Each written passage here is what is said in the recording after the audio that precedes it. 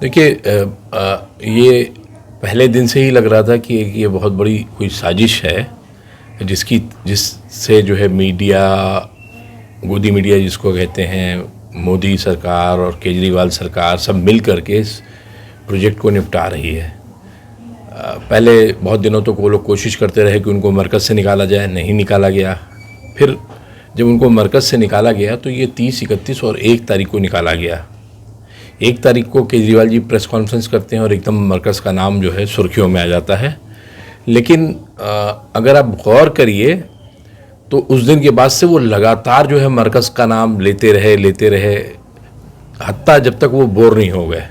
लेकिन फिर जब हम लोगों ने हाईकोर्ट में रिट डाली, माइनॉरिटी कमीशन के चेयरमैन डॉक्टर ज़फ़रुल इस्लाम खान ने ये कहा कि आप इस तरह से गलत तरीके से बदनाम कर रहे हैं, तो वो रुके।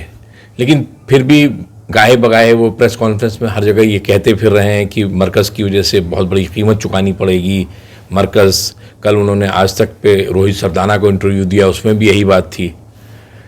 लेकिन इन सब के बीच सबसे तशवीशनाक चीज़ जो है वो ये है कि हर क्वारंटीन सेंटर से लगातार वीडियो वायरल हो रहे हैं। कहीं पे भूख से लोग मर रहे हैं। 2 लोग, सुल्तानपुर माजरा का जो वो है क्वारंटीन सेंटर है, वहाँ पे 2 लोग भूख से मर गए। ये बहुत ही ख़राब बात थी। उनमें से दोनों डायबिटिक थे, उनको भूख, जाहिर बात है अगर उन्हें खाना वक्त पे नहीं मिलेगा वो मर जाएंगे। फिर अभी कल एक द्वारका से वीडियो आया, उसमें भी इन्होंने ये बताया। ये जो क्वारंटीन का है, जो इस वर्ल्ड वाइड जो इस कोरोना वायरस के बारे में ये कहा जा रहा है कि इसका जो इंक्यूबेशन टाइम है वो 14 दिन है।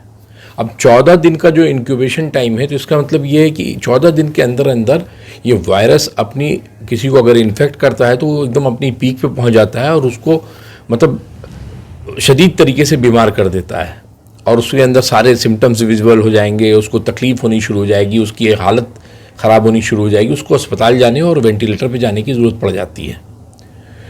लेकिन 31 तारीख को, 30, 31 और 1 तारीख को जो लोग निकाले गए, जिनको अब 1 महीने से ज़्यादा 32-33 दिन हो गए हैं, उनको पहली बात तो उन्होंने पहली मरतबा उनका जो टेस्ट किया वो किया 5 अप्रैल को। ये जो द्वारका के हज़रत जिन्होंने कल अपना वीडियो वहाँ से रिलीज़ किया है, उन्होंने बताया कि वहाँ पे पहला टेस्ट इन्होंने कोरोना का 5 तारीख को किया है और 5 तारीख को करने के बाद फिर उन्होंने 13 दिन बाद किया। फिर उसके बाद 28 तारीख को आखिरी टेस्ट किया। जब भी टेस्ट होता था तो ये रिपोर्ट पूछते थे तो बड़ी मुश्किल से इनको रिपोर्ट बताई जाती थी। उन्होंने कहा कि हमारा रिपोर्ट निगेटिव है, हमारी रिपोर्ट निगेटिव है। लेकिन इस पूरी जिस आदमी की 3 रिपोर्ट निगेटिव आई हो, जो 30 दिन से क्वारंटीन में हो, जब वो ये कहता है कि मुझे यहाँ क्यों रखा गया है दूसरे लोगों के साथ, जाहिर बात वहाँ 750 लोग हैं, अगर 750 लोगों के साथ जब रखा जाएगा तो जाहिर सी बात है उनको अगर कोरोना नहीं है तो कोरोना हो सकता है। इस वक्त जैसा कि डॉक्टर्स बता रहे हैं, खुद दिल्ली के मुख्यमंत्री अरविंद केजरीवाल बता रहे हैं कि असिम्प्टोमेटिक कोरोना हो रहा है, कि लोगों को सिम्टम नहीं पता चल रहा है, सिर्फ टेस्ट से पता चल सकता है कि किसको कोरोना है किसको नहीं है। तो जिनके 3 कोरोना निगेटिव आ चुके हैं उनको ज़बरदस्ती क्यों बंदी बना के रखा गया है, पहला सवाल ये है। दूसरा सवाल ये है कि कनिका कपूर का आपने केस सुना होगा। कनिका कपूर के 4 टेस्ट पॉजिटिव आए थे, मतलब 4 टेस्ट ने ये बताया कि उनको जो है कोरोना है, पॉजिटिव था उनका टेस्ट। हर टेस्ट से ये साबित हो रहा था कि उनको कोरोना है। जब 5वां टेस्ट उनका निगेटिव आया, उसके अगले दिन उनको जो है होम क्वारंटाइन के लिए भेज दिया गया कि अब ये फिट है। पूरी दुनिया में जिसका निगेटिव आ रहा है उसको या तो होम क्वारंटाइन के लिए कर दिया जा रहा है अगर अस्पताल में है, या उसको घर भेज दिया जा रहा है। लेकिन यहाँ ऐसी कौन सी मजबूरी है कि इन तबलीगी जमातियों को एक ऐसी जगह पर रखा जा रहा है जहाँ उनके लिए कोई इंतज़ाम नहीं है। वहाँ जो मस्तूरात हैं वो ये कह रही हैं कि हमारे साथी आदमी भी हैं, कॉमन टॉयलेट हैं। आप समझ सकते हैं कि जो औरत घर से बाहर अपने खाविंद या महरम के बिना ना निकलती उसके साथ किस तरह की ज़्यादती की जा रही है।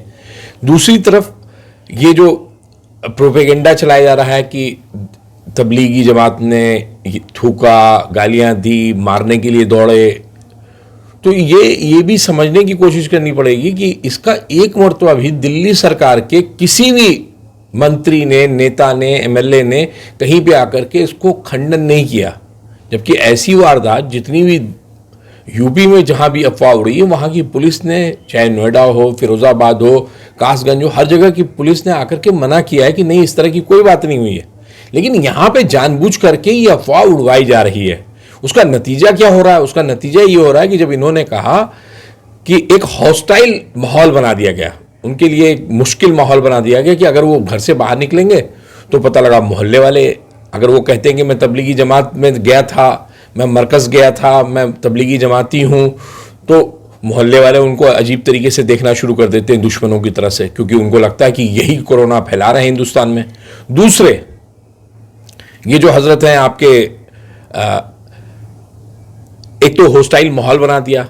अब लोग घर से बाहर निकल करके वॉलंटरली आने के लिए तैयार नहीं थे, लेकिन जब मौलाना साद ने ये कहा कि सबको आकर के बाहर आइए, आपको किसी तरह से घबराने की जरूरत नहीं, आइए अपना टेस्ट कराइए, तो फिर कोई सब आए, बाहर आए, बड़ी तादाद में लोग बाहर आए। और जाहिर बात है, हिंदुस्तान में जब आप सिर्फ सेलेक्टिव लोगों का टेस्ट करिएगा, जब आप जितने लोगों का टेस्ट कर रहे हैं उनमें 10% लोग निकल रहे हैं, तो तबलीगी जमातियों का आपने भी किया टेस्ट, उनमें से 10% निकले। हम तो बहुत शुक्रगुजार हैं अरविंद केजरीवाल के कि उन्होंने, अगर ये इस तरह की अफवाह नहीं उड़ाई होती, तो जिस तरीके की मेडिकल केयर बाकी हिंदुस्तान में मुसलमानों को मिल रही है, स्पेशली तबलीगियों को मिल रही है, वो नहीं मिलती।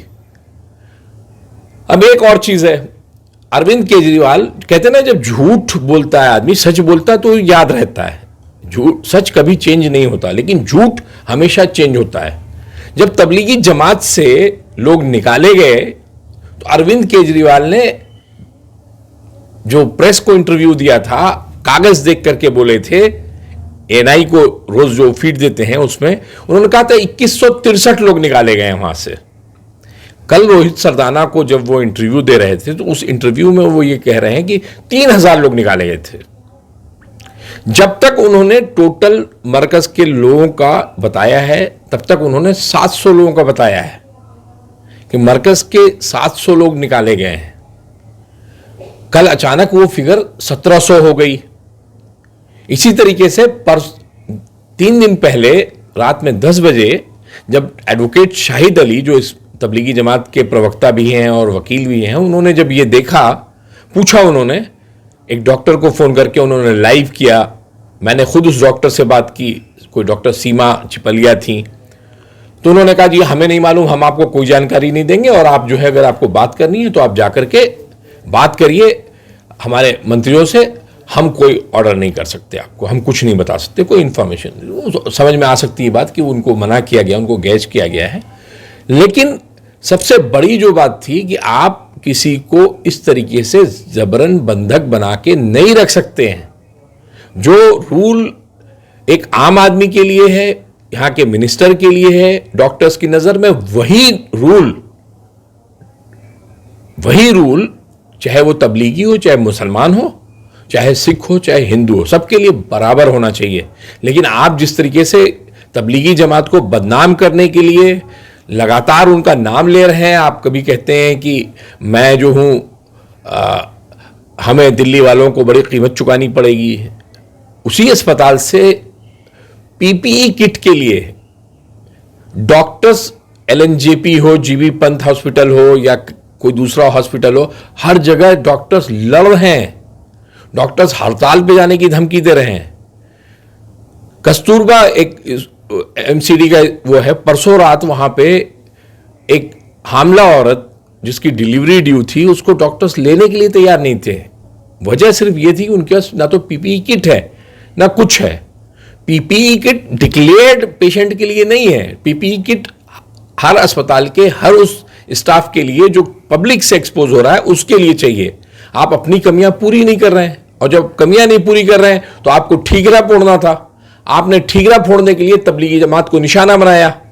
आज तक आप एक सवाल का जवाब नहीं दे पाए। आप हमेशा कहते हैं कि नफरत नहीं फैलानी है, नफरत नहीं बढ़ानी है। तो आज आपने तबलीगी जमात के नाम पर जो काला धब्बा लगाया है अपनी हरकतों की वजह से, उसका तो कोई जवाब ही नहीं है। ऐसी नफरत तो हिंदुस्तान में आज तक किसी ने फैलाई नहीं थी। मेरा ये सवाल है कि जिन लोगों का 14 दिन का क्वारंटीन पूरा हो गया है, उनको आप होम क्वारंटाइन करिए। आप जबरदस्ती उनको बंधक बना के नहीं रख सकते। हमारे साथ लॉकडाउन की मजबूरी है, वरना अरविंद केजरीवाल जी, हम तो अब तक आपको क्वारंटीन कर चुके होते। हम आपको आपके ही घर में बंद कर देते और आपसे फिर यह पूछते कि आपने अपना कोरोना का टेस्ट कराया। आप और आपके मंत्री जो इस वक्त मुझे पता नहीं छिपे हुए हैं या फंसे हुए हैं, लेकिन जिस तरह की वाहियात पॉलिटिक्स कर रहे हैं, जिस तरीके से मजदूर भूखों मर रहे हैं, उनसे आपको कोई परवाह नहीं है। आपको सिर्फ अपनी नाकामियों का ठीकरा फोड़ना है। इसलिए आप तबलीगियों को नामालूम साजिश के तहत आपने उनको बंद कर रखा है। 31 दिन 33 दिन का वो आदमी जिसको कोरोना हुआ है, उसको भी 14 दिन के बाद छोड़ दिया जाता है। आपको याद होगा ब्रिटेन के प्राइम मिनिस्टर, उनको कोरोना हुआ था, 11 तारीख को हुआ था और वो काम पे लौट आए हैं जबकि वो प्राइम मिनिस्टर हैं। और आप इस तरह से लोगों को बंद करके रखे हुए, लोगों को परेशान कर रहे हैं, लोगों को मतलब ये समझ में नहीं आ रहा है ये कौन सी सियासत चल रही है और ये चीज खत्म होनी चाहिए। मेरी अपील है कि केजरीवाल जी, आप इस तरह की गंदी सियासत बंद करिए, तबलीगी जमात को बदनाम करना बंद करिए, वरना ये जो सवाल हैं जब ये दस्तावेजों की शक्ल ले लेंगे तो ये आपके लिए बहुत भारी पड़ेंगे।